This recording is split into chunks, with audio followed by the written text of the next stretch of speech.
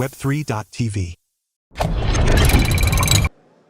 What's up, guys? Welcome to our second interview at the Bitcoin MENA Abu Dhabi Conference 2025. I'm Adele, the host. Today we have Tim with us from Skynet Trading. Tim, how are you doing? Hi guys, I'm doing great. This is amazing. Like, beautiful setup, beautiful weather. Just got here yesterday. I love it.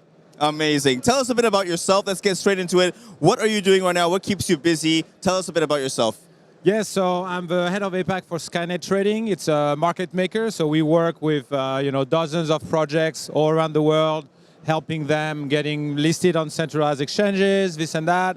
And I've been in Asia 20 plus years, so on myself, I'm also helping a lot of companies from Europe, US, or even Middle East to kind of go after the Asia market. Nice. And so, yeah, like today, I see a lot of friends, and hopefully we'll make new ones. So Skynet Trading is not an exchange, but it is a market maker. Tell us a bit about what is a market maker exactly. So a market maker, if you have a token or if you're planning to list a token, the centralized exchanges will require you to have a market maker. Market making, it's basically making sure that you have depth and the right spread on the centralized exchange. So if you sell your token, somebody's buying it right away. Who is doing that? Yes. It's a market maker. And if you buy a token from a centralized exchange, the market maker is going to sell it to you. So it's very similar like stock markets. And so the market making business has been flourishing and evolving.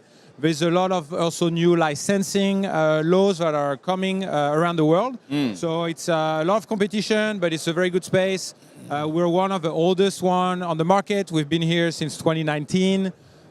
Very ethical market maker. So, if you have any question about market making, come find me. Amazing. And market making, without exchanges, without a market maker, the exchange would fail. There would not be a listing possible. Correct. So some centralized exchange do provide like a market making service, but very often, people like to work with external market makers, so you keep control of your own destiny.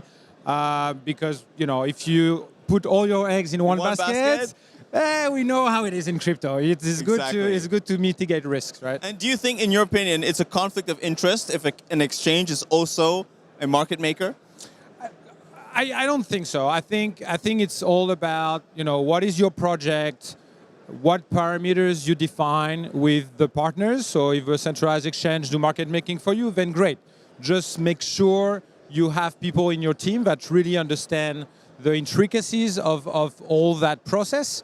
And make sure you have transparent reporting, live dashboard, and that you're not stuck into an agreement where you can't make the right decisions for your own projects. So all the founders really need to think things through and have as many discussions as they can. Makes sense. All right, amazing. We'll wrap up there. For those watching, if they're interested to get in touch with you, where can they find you?